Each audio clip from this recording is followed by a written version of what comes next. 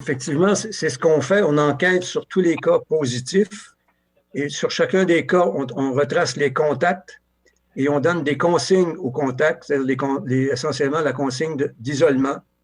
Et c'est comme ça qu'on arrive à ralentir la circulation du virus. On part d'un cas, on retrace les contacts, on donne des recommandations. On ne remonte pas à 14 jours avec les contacts pour tout le monde parce qu'on n'en finirait pas.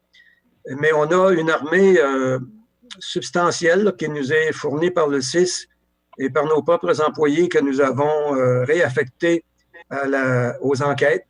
Alors, je ne peux pas vous donner le nombre exact, mais je pense qu'on est autour de... Écoutez, c'est au moins une trentaine de personnes qui travaillent à temps plein et peut-être davantage. Et juste sur l'enquête de la garderie, ça va nous prendre plusieurs jours à plusieurs personnes pour bien comprendre ce qui s'est passé. Juste oui. On finit, Dr. Lessard, je ferai le complément. Bien, vous comprenez, on en parle peu de la course au contact et puis dans les journaux, dans la littérature internationale, puis dans les conditions de déconfinement, c'est quelque chose qui revient tout le temps.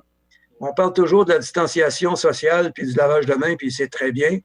Et il faut continuer d'en parler pour essayer de ralentir la propagation du virus. Mais la méthode classique en santé publique, c'est l'analyse des cas et ce qu'on appelle la course au contact. Et les conseils qui sont donnés à chaque personne que l'on retrouve qui a été en contact avec un cas, donc on leur rappelle qu'il faut qu'il reste isolé.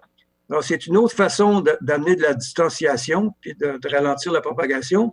Puis, évidemment, dans ce contexte-là, la capacité de faire des tests est fondamentale parce que les tests nous permettent de trouver des cas, les cas nous permettent de trouver les contacts, et c'est comme ça qu'on isole petit à petit beaucoup de monde, mais c'est quelque chose qui prend du temps, qui prend beaucoup de discipline, qui nous oblige à recueillir beaucoup d'informations, mais qui en même temps nous renseigne sur la propagation de l'éclosion.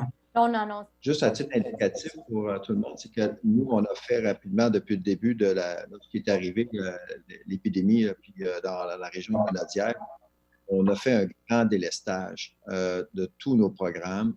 C'est au-delà de 800 personnes qui ont été délestées pour aller porter main forte à toutes les activités qui sont associées au COVID et qu'on ait suffisamment de monde, autant en hébergement. On a mis beaucoup de personnel de toutes les professions en hébergement pour supporter nos milieux et on a fait la même chose dans nos établissements de courte durée. On a fait la même chose aussi à l'équipe de santé publique parce que la santé publique est très impactée en ce moment pour faire l'ensemble des enquêtes qu'elle doit faire.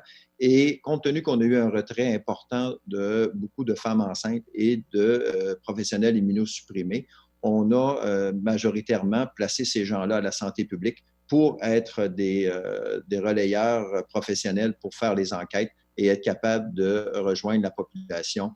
Alors, c'est comme ça aussi qu'on a fait nos cascades pour avoir le personnel accessible.